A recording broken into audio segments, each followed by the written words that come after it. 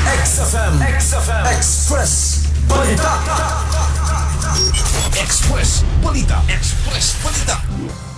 Gikumpirma sa militar nga formal nang misurrender sa buhatan sa 401st Infantry Unite and Fight Brigade ang tulo ka mga membro sa Communist Terrorist Group kon CTG adtong Mayo 27, 2026 sa lungsod sa Prosperidad, Agusan del Sur. Ang mga mibalik sa sabakan sa balaod gila nga sila si Edilberto Ida alias Tuto, Migs Belenda Ida alias Nene og Hazel Bautista alias Chembe. Ang tulo ka giingong mga sakop sa Regional Operation Command sa Northeastern Mindanao Regional Committee dungan sa ilang pagsurrender bit-bit usab sa mga kanhing rebelde ang ilang mga kahimanan sa pakigubat aron itugyan sa mga otoridad. Lakip sa mga gisurrender mao ang usa ka carbine rifle, tulo ka mga magasin og kapin sa 28 ka mga buhing bala. Matod ni Colonel Glenn Joy Ainira, ang brigade commander, ang padayon nga pagkahugno og pagpukan sa mga liderato sa NEMRC mao'y mag-unag-unang hinungdan sa pagkahuyang sa grupo nga misangpot sa desisyon sa mga membro niini nga mosurrender. Gidugang ni Colonel Ainira nga tungod sa walay puas nga operasyon sa kasundaluhan og sa lig-on nga suporta gikan sa nagkadaiyang ahensya sa gobyerno, mas daghan pa nga mga membro sa CTG ang nakahukom nga biyaan ang armadong pakigbisog og mobalik sa malinawon nga kinabuhi uban sa ilang pamilya sa pikas nga bahin. Gipasalig ni Major General Marion T. Angkao nga padayon ang ilang kampanya alang sa kapsay. May padayag usab kini og pasidungog ngadto sa 401st Brigade og sa mga kaabag ni ining ahensya sa ilang kalampusan sa operasyon alang sa kalinaw sa rehiyon sa Caraga. Giawhag ni Major General Angkao ang nahabilin nga mga sakop sa CTG nga mokanaog na sa kabukiran og mosurrender o pahimuslan ang mga programa sa gobyerno alang sa ilang hapsay nga reintegration o pagbalik sa katilingban.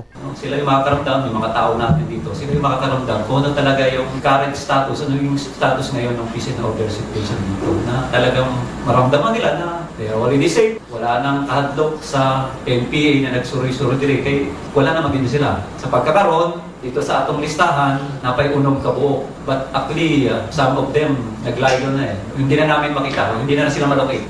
For a long time, even yung mga kasama nila, they said na hindi rin nakikita yung personality. So, they may be out of already of the area.